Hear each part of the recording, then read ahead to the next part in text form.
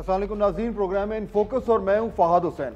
नाज़रीन, पाकिस्तान में जो एक सियासी गर्मा गर्मी है उसको भी उतार चढ़ाव आता रहता है।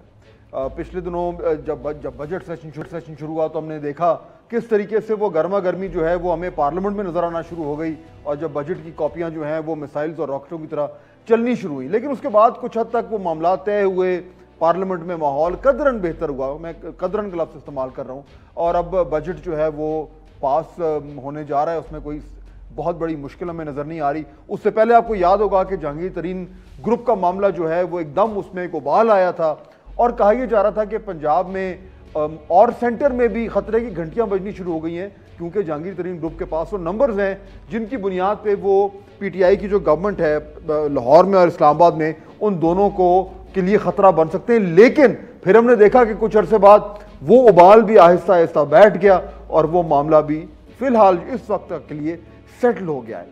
लेकिन अब एक महाज है जो हमें हल्का सा कुछ खुलता नजर आया। अच्छा, वो नया एक्चुअली नहीं है पुराना, लेकिन वो महाज ऐसा है कि कभी वो बंद होता है, कभी वो खुलता है। मैं बात कर रहा हूं पंजाब की। पिछले दिनों पंजाब में जो है वो ये खबर एक आनी शुरू हो गई थी कि पीएमएलएन भी कंसिडर कर रही है कि वहां पे कुछ अगर मुमकिन हो तो इन हाउस चेंज के बारे में बात की जाए।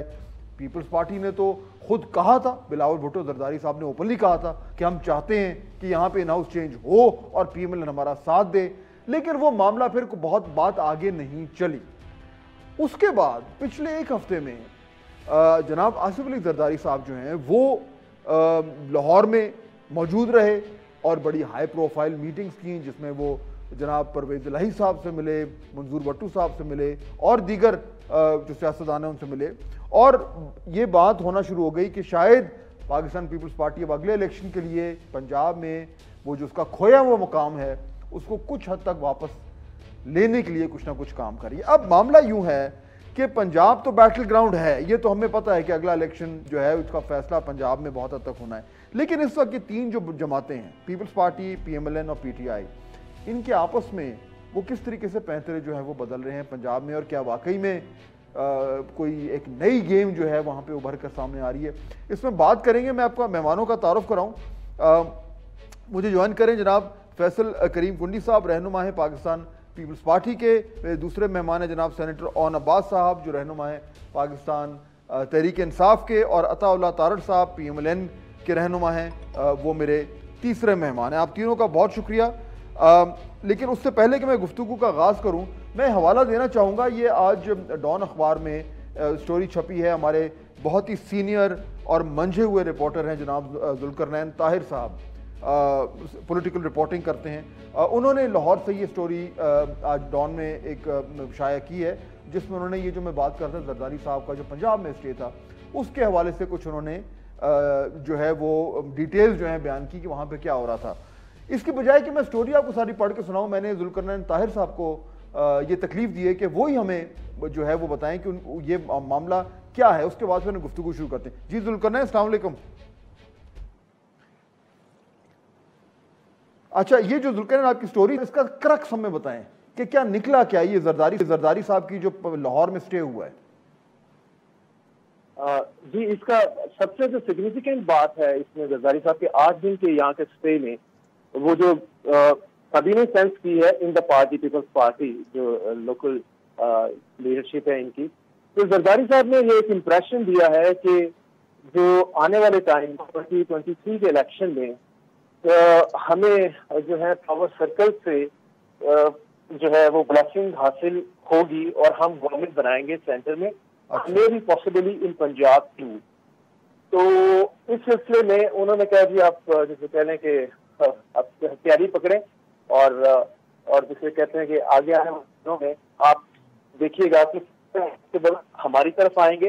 इससे रूलिंग पीटीआई जो है इनके भी जो इलेक्टेबल्स हैं वो भी हमें ज्वाइन करेंगे, और हम एक मरतबा फिर से पंजाब में पता चलेगा कि राइट नाउ तो पीएमएल नून है, लेकिन आने वाले टाइम में हम होंगे। अच्छा, और जी और साथ में ही वो एक ये भी इम्प्रेशन उन्होंने पूरा दिया है कि पीएमएल नून के जो मामला है वो सेटल नहीं होंगे बाय 2023 तक। PML Noon out of power ही रहेगी जो ग्रैंड अलायंस की बात की, ग्रैंड डायलॉग की बात की थी शहबाज शरीफ साहब ने, वो आगे मामला नहीं बढ़ पाया। तो जाहिर अगर पीएमएल नून नहीं है तो अल्टीमेट ऑप्शन जो है वो बचती है, अगर पीटीआई के भी कुछ गड़बड़ है मामला तो अल्टीमेटली पीपल्स पार्टी ही इन दौरान है। लेकिन उनके पास तो पीपल्स पार्टी के पास तो अभी उस तरह की वहाँ प्रेजेंस नहीं है जुल्करनैन, वो तो हमने देख लिया है कि पंजाब में तो बिल्कुल ही उनके पास ना तो विनिंग कैंडिडेट्स हैं, ना उस तरह का उनके पास सपोर्ट बेस है हल्कों में। तो ये को थोड़ा ज्यादा नहीं एम्बिशियस हो गया ये प्लान? उनका बिल्कुल एम्बिशियस ही है। और इसमें आप ये देखें कि 8 दिन में एक ये भी इंप्रेशन उन पार्टी के मेंबर्स दे रहे थे मीडिया वालों को कि जो स्टारवार्स हैं लाइक पीटीआई के भी चंद साहब हैं, नदीम अफजल चंद, वो उनसे नाराज हैं तो वो भी हमें ज्वाइन करेंगे। नजर गोंडल साहब भी फॉर्मर फेडरल मिनिस्टर रहे हैं, पीपल्स पार्टी में थे, अब पीटीआई में है, लेकिन वो भी नाराज हैं, वो भी ज्वाइन करेंगे। खोसा जो है जुल्फकार खोसा नून लीग के साबका लीडर हैं, तो वो भी हमें ज्वाइन करेंगे, लेकिन इनमें से किसी ने भी उनको ज्वाइन नहीं किया। यही इंप्रेशन था कि और क्यों नहीं किया, उनके एंड से जो चीजें आ रही हैं वो यही है कि इट्स टू अर्ली नाउ। अगर हम 2021 के मिड में अगर हम बात करें तो अभी ये होगी 2020 के एंड वाली बात या 2023 के इलेक्शन से 6 महीने तो कब लग सकता है? सेंस ड्राइव करते हैं इलेक्टेबल्स भी कि किधर जाना है, या तो इशारा होता है उनको वो जाते हैं, लेकिन 6 माह पहले ही ये सारी सूरत हाल होती है। ठीक हो गया जुल्करनैन ताहिर, बहुत शुक्रिया जुल्करनैन ताहिर। सेनेटर ओन अब्बास साहब, यही सेम क्वेश्चन टू यू, ये सेंस आपको मिल रही है कि वहां पे अब पीपल्स पार्टी ने शुरू कर दिया काम? देखिए फहद साहब, पंजाब की पॉलिटिक्स विदाउट एनी डाउट बहुत बड़ा एक कास्टिंग वोट होगा 2023 के इलेक्शन में, और पीपल्स पार्टी पुरानी है, जो जोड़ तोड़ के माहिर भी हैं, उनको पता है कि मनूवरिंग कैसे करनी है। जरदारी साहब इज अ मास्टर स्ट्रोक खेलने की भी माहिर है, लेकिन आई एम श्योर कि ही नोज के उसके उनकी स्ट्रेंथ्स क्या है।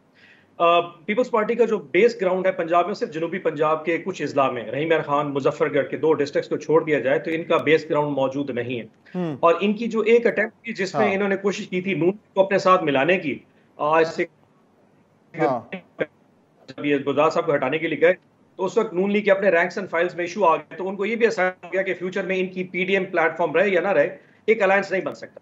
तो इन्होंने ये मूवमेंट स्टार्ट कर दी, बट मेरे असेसमेंट में ये बड़ी फेल एफर्ट है। पंजाब कभी भी स्पेस नहीं देगा जब तक हम और नून लीग 2 जमातें अपनी जगह मौजूद हैं।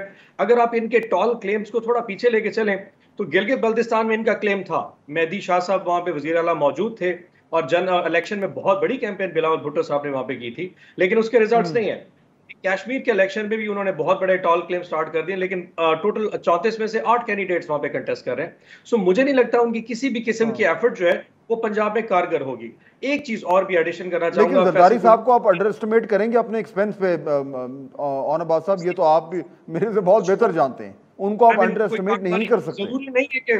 जरूरी नहीं है वो जून में यहाँ पे सियासत करने आओ, वो कारोबार करने के लिए भी आ सकते हैं। लेकिन फैसल कुंडी साहब may not agree to what I am saying about to say जी, कि सिंध की हद तक तो पीपल्स पार्टी मेरे ख्याल में वो यकीनी तौर पर आपसे एग्री नहीं करेंगे जी, सिंध की हद तक तो अताउल्लाह तारड़ साहब, आपका क्या सेंस है?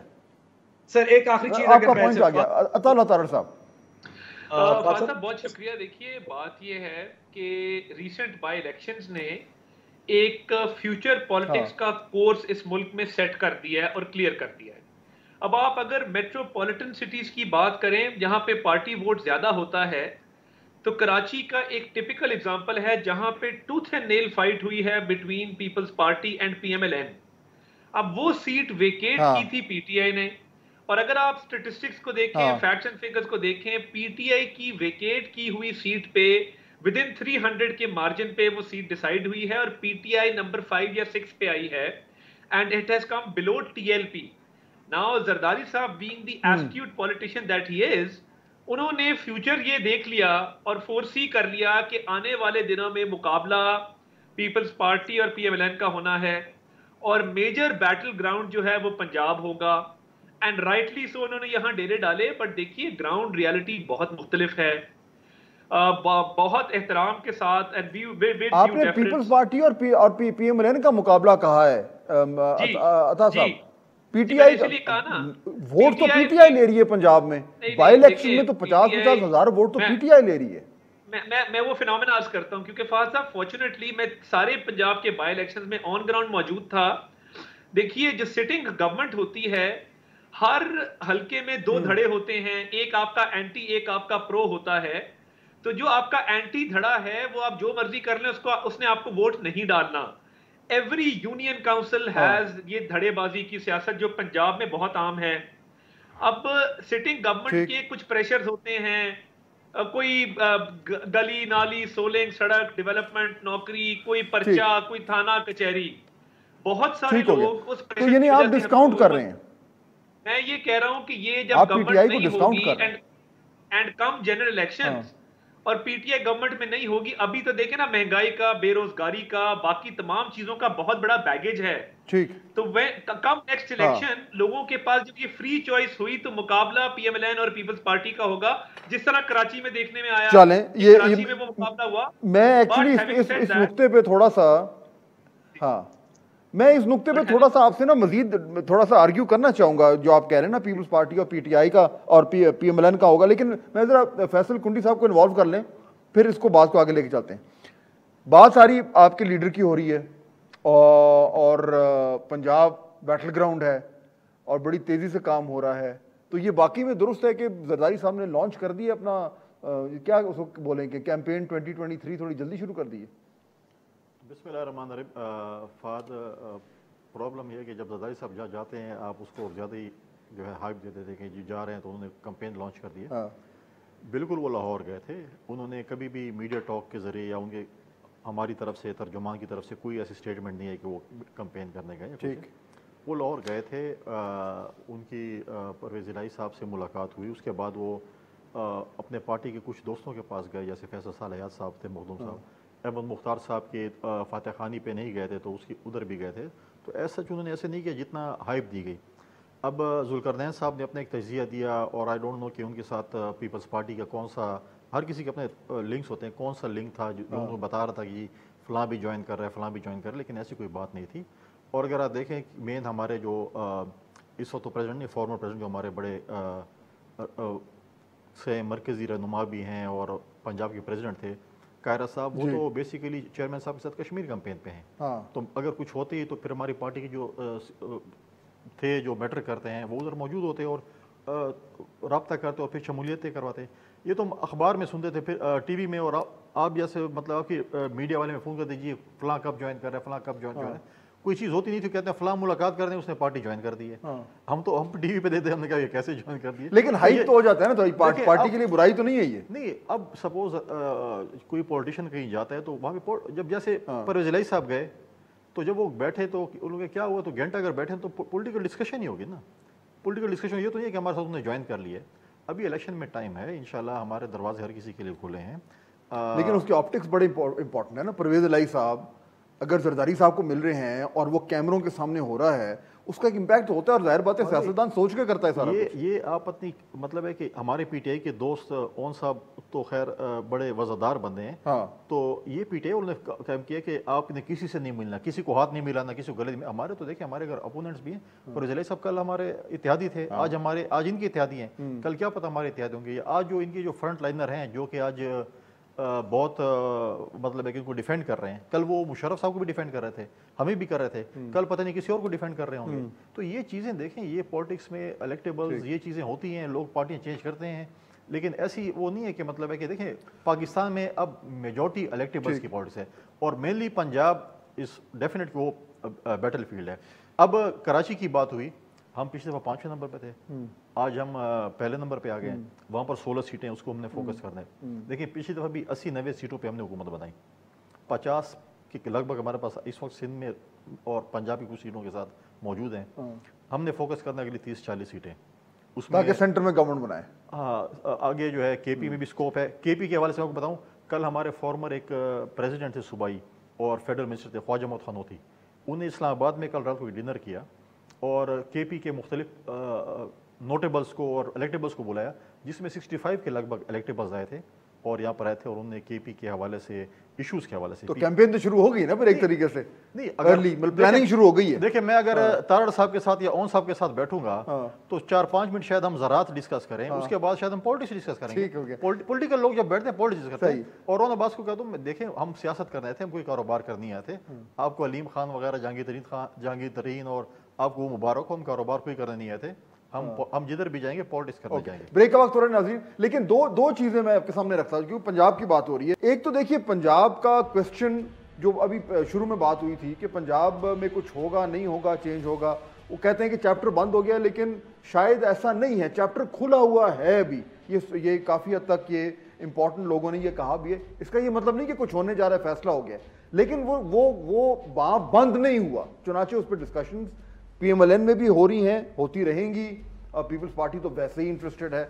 दूसरी चीज जो अभी बात की है फैसल कुंडी साहब ने कि ये इलेक्टेबल्स का वक्त है। आपको याद होगा कि पिछले इलेक्शंस में उससे पहले था कि जी जनाब अब ये पार्टी वोट है और उसमें जिसको भी खड़ा कर दें, लेकिन ऐसा नहीं हुआ। PTI को भी बिल आखिर खास तौर पर पंजाब में इलेक्टेबल्स को लेना पड़ा। और अब भी अगले इलेक्शन में भी अगर पीपल्स पार्टी ने पंजाब में अपनी कुछ जगह बनानी है तो उसको भी उन इलेक्टेबल्स को अट्रैक्ट करना पड़ेगा।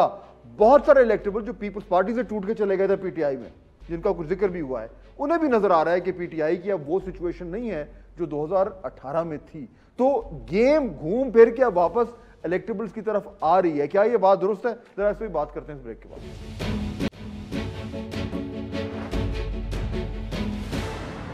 नाज़रीन ब्रेक के बाद खुश आमदीद। तो बात हो रही थी कि पंजाब का जो चैप्टर है वो अभी भी खुला हुआ है। अच्छा ऑन अब्बास साहब, सबसे जो कमजोर पोजीशन है वो पंजाब में इस वक्त आपकी गवर्नमेंट की है, यानी दो तरीके से। एक तो जो गवर्नेंस है, चलें उस पर बात नहीं करते, वो तो जो है सारों के सामने ही है, लेकिन नंबर्स के हवाले से भी बिल्कुल एक धागे से आप लोग लटके हुए हैं। और ये भी आपको अच्छी तरह मालूम है कि अगर किसी वक्त भी नून लीग ने पीपल्स पार्टी का जो प्रपोजल है उसमें हाँ कर दी तो आप की गवर्नमेंट वहां से हो जाएगी फारिग। सवाल मेरा यह है कि यह सूरत हाल को सामने रखते हुए इस वक्त आपके पास किस चीज का कॉन्फिडेंस है कि आपको लगता है कि आप जो है वो इस तरह की थ्रेट जो है उसको फिलहाल फेस कर सकते हैं? साहब मुझे थोड़ा एक्सप्लेन करने का मौका दीजिएगा। जैसे तारड़ साहब फरमा रहे थे, डिसएग्री करूंगा कि वो समझ रहे हैं कि शायद पीपल्स पार्टी उनका कंटेस्टेंट है। बाय इलेक्शन के तमाम रिजल्ट्स में ठीक है, हार अपनी जगह के ऊपर, लेकिन जो मार्जिन था वो बहुत थोड़ा था और हमने हर इलेक्शन में गेन किया अपने वोट को। मैं जिस बेस के ऊपर ये कहता हूं कि हम 2023 में बेहतर परफॉर्म करेंगे पंजाब में, वो जनूबी पंजाब का है बड़ा। हमारा जनूबी पंजाब में पिछली दफा टोटल 96 के करीब हमारी MPA की सीटें हैं और हम सिर्फ उसमें से 53 सीटें जीते, 40 सीट्स हम लॉस कर गए। जनूबी पंजाब सेक्रेटेरिएट और सूबे के हवाले से जो एडवांसमेंट्स हैं, मेरी पर्सनल, क्योंकि मैं जनूबी पंजाब की पॉलिटिक्स, तंजीमी पॉलिटिक्स PTI की बहुत ज्यादा करता हूं, अब भी कर रहा हूं, हमारे पास रूम फॉर इंप्रूवमेंट बहुत ज्यादा है। और दूसरी बात ये बड़ी क्लियर कर लेनी चाहिए कि पीपल्स पार्टी का नून लीग के साथ पंजाब के सूबे पे तो कुछ भी नहीं किया आपने अभी तक, वो तो सियासी नारा था।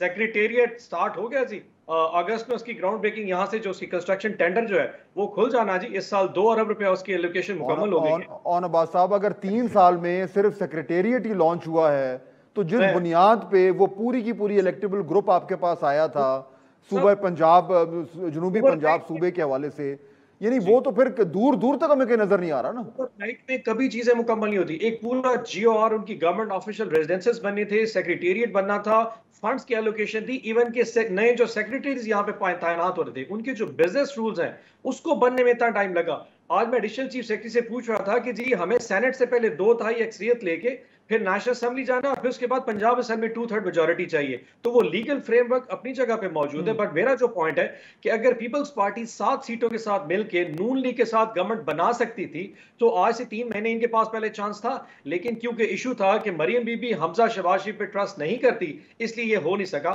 सो पंजाब में आप नून लीग को इतना कंफर्ट पोजीशन में देखें, इनकी इंटरनल स्ट्राइव्स इतनी सारी हैं, I don't see likely chance कि हमजा शहबाज शरीफ और मरियम बीबी का कैंप आपस के झगड़े की वजह से ही परफॉर्म नहीं करेंगे। और जहां तक हमारा है पड़ा, आई कैन अश्योर यू 96 जो हमारी टोटल एमपीएस की सीट साउथ पंजाब में, मैं प्राइम मिनिस्टर को भी ब्रीफ करके आया कि हमारी जो पोजीशन तकरीबन 75 से 80 सीटें हम जीत जाएंगे। हमने मेजॉरिटी सीटें जो लूज की हैं वो भावलपुर, जरा थोड़ा रिपीट कर दें, एक सेकंड जरा रिपीट करें नंबर। आपने कहा जनूबी पंजाब से 75 से 80 सीटें, जो मैंने सुना, हमने जो 75 से 80 सीटें बोला आपने? हाँ, 90 में से भावलपुर डिवीजन में हमने सबसे ज्यादा सीटें लूज की थी, और उसका मेन रीजन ये था क्योंकि उनका इन्फ्लुएंस नून लीग के साथ एक ऑलरेडी ट्रेंड चलता आ रहा है। नहीं, आपने 75 और 80 का फिगर कंफर्म कर देना, मैं गलत ना सुना हूं मैंने।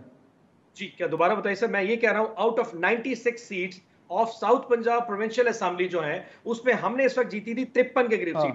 हम इस 75-80 सीटें वहां से टोटल निकाल के लाएंगे, और मेनली हमारा भावलपुर डिवीजन में से सीट्स होंगी, और इस बेस पे मेरा क्लेम है कि तारड़ साहब, ओके, अब मैं थोड़ा सा जनूबी पंजाब पे बात कर लेते हैं, आपने बात छेड़ दी है। अता तारड़ साहब, ये दावा सुन लिया आपने? बात बड़ी सिंपल है, हम सिंगल लार्जेस्ट पार्टी थे, और नवाज साहब शायद भूल गए कि pre election engineering, pre poll rigging अपनी जगह पे, the Mazaris and the Legharis and the Dreshaks आपने जो जोड़े अपने साथ, और एक वो पटके पहना के उनको साथ बिठाया जनूबी पंजाब महाज पे। हमारे साथ जो जनूबी पंजाब के लोग थे उन्हें गद्दारे जनूबी पंजाब कहा गया, उन्हें कहा गया कि ये जनूबी पंजाब के गद्दार हैं। पॉइंट ये है, आपने जिस हाई पिच पे पॉलिटिक्स की, प्री पोल इंजीनियरिंग और प्री पोल रिगिंग के बावजूद हम सिंगल लार्जेस्ट पार्टी थे। आपके साथ अगर हेल्प शामिल ना होती और जहांगीर खान तरीन का जहाज ना फिरता और वो उन इंडिपेंडेंट्स को टैप ना करता, तो आपको तो पंजाब की अवाम ने मेजॉरिटी नहीं दी थी। उस चीज को चले एक सेकंड के लिए भूल जाएं।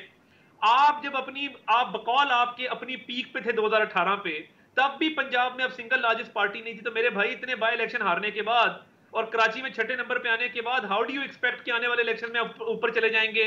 मैं फाद साहब, on the base of my personal contact with their people, मैं ये दावा कर रहा हूं, इनके ना सिर्फ जनूबी पंजाब के लोग, इनके सेंट्रल पंजाब के लोग हमारे साथ राब्ते में हैं। वो कहते हैं कि हमारे लिए अवाम में जाना मुश्किल हो गया है, महंगाई, बेरोजगारी, गुर्बत की वजह से लोग हमारे गिरेबान पकड़ते हैं, नंबर 1। नंबर 2, हम जिस पार्टी टिकट पे आए थे, अगले इलेक्शन में ये पार्टी टिकट हमारे लिए लायबिलिटी बन जाएगी। तो इसलिए हमारे से अभी बातचीत करें, और ना सिर्फ यूसुफ रजा गिलानी साहब के इलेक्शन में, बल्कि जब वोट ऑफ नो कॉन्फिडेंस की बारी आई और इनके लोग प्रेजेंट हो गए सारे, तो देखे ना, 12 लोग तो ऊपर और तकरीबन 20 लोग नीचे हमारे साथ राब्ते में तो थे। अभी भी मेरी गपशप लगती है, मैंने पार्टी पॉलिटिक्स पंजाब की है पिछले 12 साल। ब्रेक का वक्त हो रहा है, वापस आएंगे तो गुफ्तगू का सिलसिला यहीं से आगे बढ़ेगा।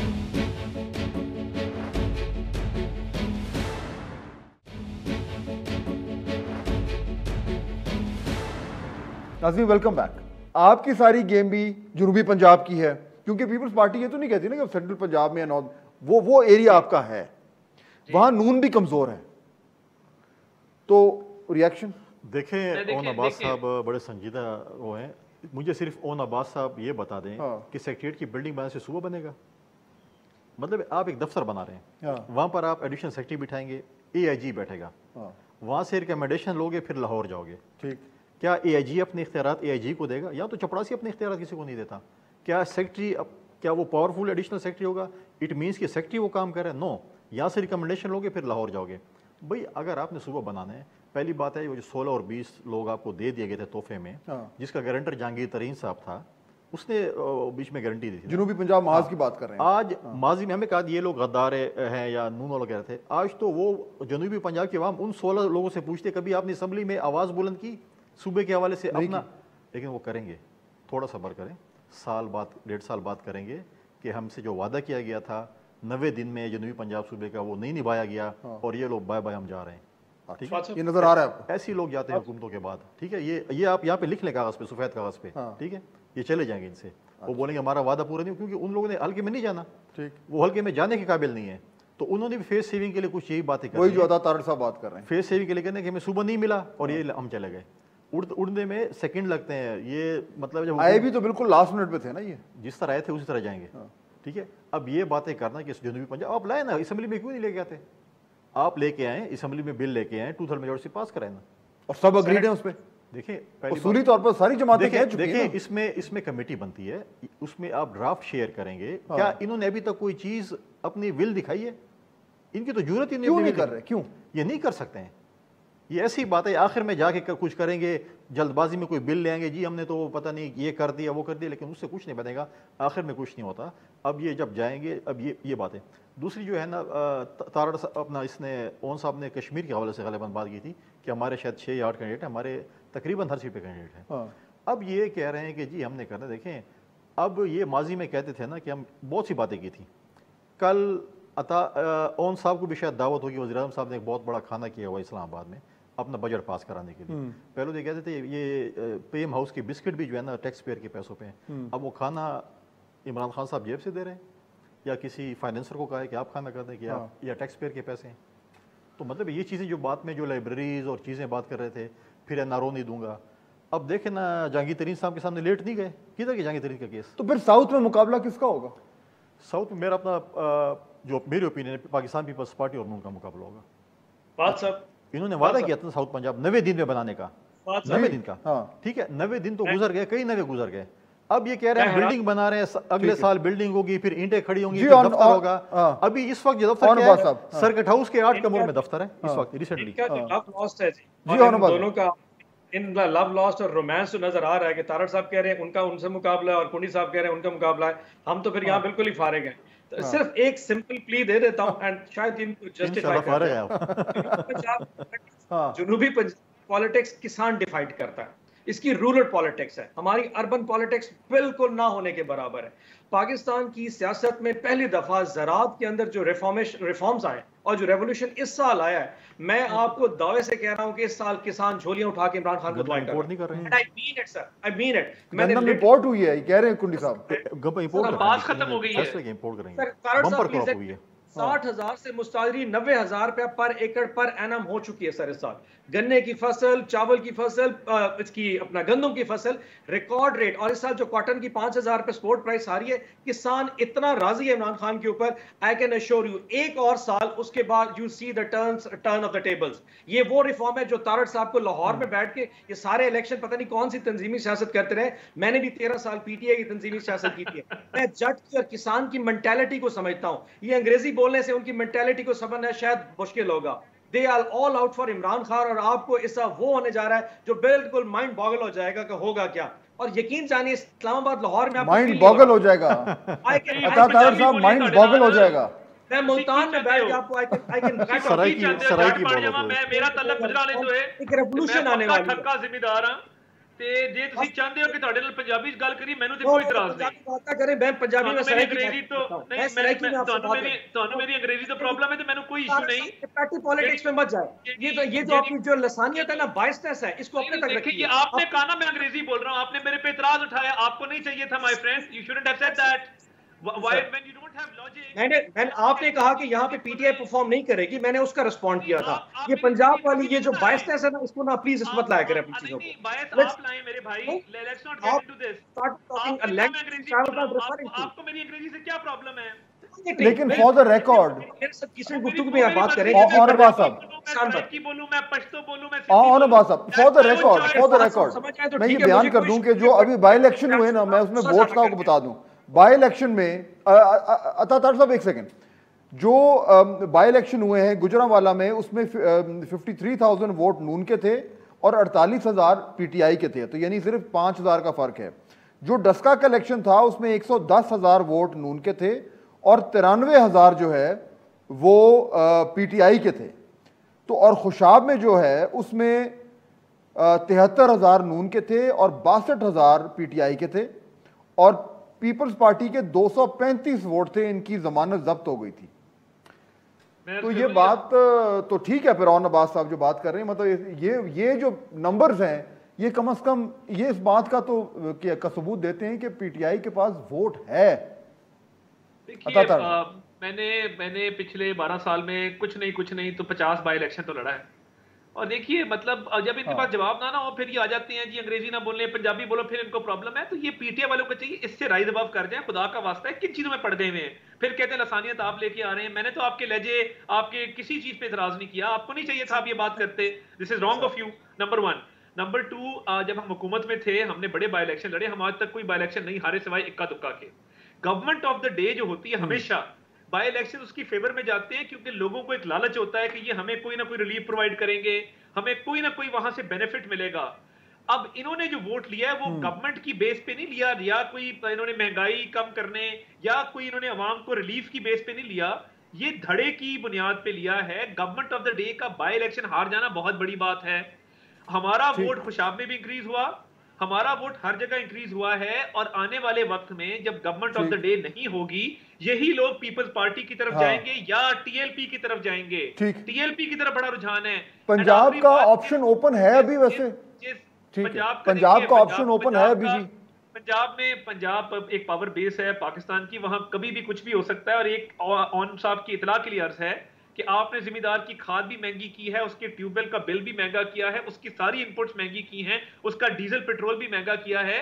तो ये जो झोलियां उठा के दवाएं दे रहे, मेरे रीजन में नहीं दे रहे। हम गंदम भी उगाते हैं, हम चावल भी उगाते हैं, हमारा गुजरावाला में बहुत कुछ उगता है, वहां पे तो कोई दुआएं नहीं है। पता नहीं आपसे मखसूस लोग मिलते होंगे जो दुआएं देते होंगे। आपकी रीजन में कपास खत्म हो गई है, जो कि हमारी टेक्सटाइल इंडस्ट्री को बूस्ट करने का एक वाहिद जरिया है। तो आप पता नहीं किन जिम्मेदारों की बात करें अपने। लेकिन पंजाब का ऑप्शन ओपन है, आप कह रहे हैं पंजाब का ऑप्शन ओपन है, बंद नहीं हुआ। मेरे हिसाब से देखिए, पंजाब का ऑप्शन, सियासत में दरवाजे और खिड़कियां हमेशा खुले रहते हैं, कभी बंद नहीं होते। ठीक, ब्रेक का वक्त हो रहा है। जब ब्रेक से वापस आएंगे तो जो डिस्कशन हम कर रहे हैं इसको यहीं से आगे लेके चलेंगे।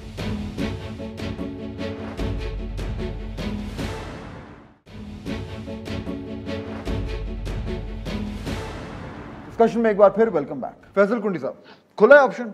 पुश तो आप लोग कर रहे थे ना? देखें, बिल्कुल खुला है। और मैं पीटीआई के अपने दोस्तों को ये कहूँगा कि अंग्रेजी से इतनी जलसी नहीं इख्तियार करें। कायद-ए-आज़म मोहम्मद अली जिन्ना ने भी अंग्रेजी बोलकर पाकिस्तान बनाया था, तो आप उससे भी आपको चिढ़ेगी क्या?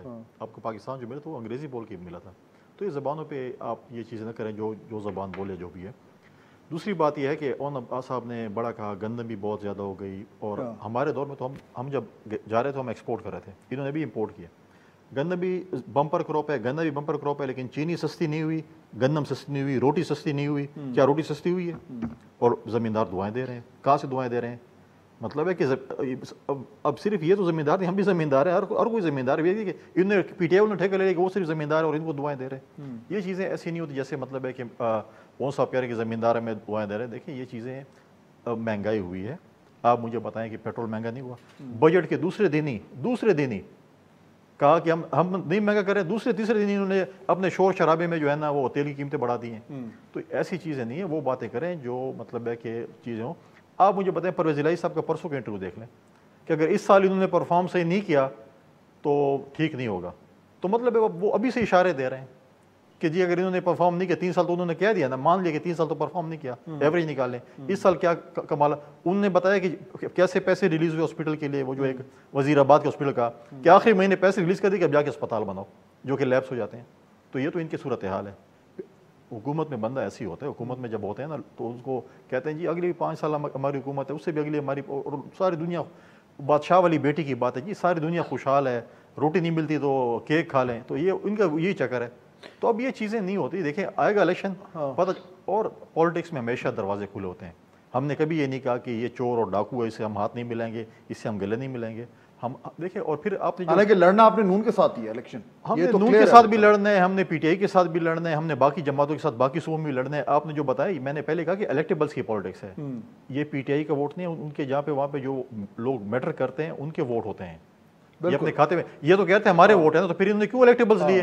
वो इलेक्टेबल्स लिए जिनको ये चोर और डाकू कहते थे। और वो तो खैर जहांगीर तरीन साहब वही सारे इलेक्टेबल्स को लेके आए थे, वरना तो वही इलेक्टेबल्स की पॉलिटिक्स हो गई ना। पार्टी का वोट तो नहीं, पार्टी का वोट मैटर करता है, बट इलेक्टेबल्स मैटर करते हैं। और शायद ज्यादा करे। ऑन साहब, इशू यही है जो अभी अता तारड़ साहब कह रहे थे ना, कि इलेक्टेबल्स की अगर जिस तरीके से सियासत जारी है, इलेक्टेबल्स को लग रहा है कि आप पंजाब में पीटीआई का टिकट जो है वो उनको उस तरीके से मदद नहीं करेगा जो 2018 में था। ये तो हर तरफ से फीलिंग आ रही है, और यह मेरे ख्याल है आपको ये अंदाजा होगा कि पंजाब में आपका पीटीआई के टिकट का इशू है।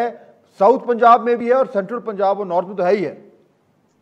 थोड़ा सा सर इस दफा सियासत का थोड़े पैरामीटर्स भी चेंज हो रहे हैं। मेरे दोनों दोस्त इससे एग्री करें ना करें, अब ये जो इलेक्टेबल की सियासत है वो थोड़ी सी ना अपनी स्ट्रेंथ लूज करती जा रही है।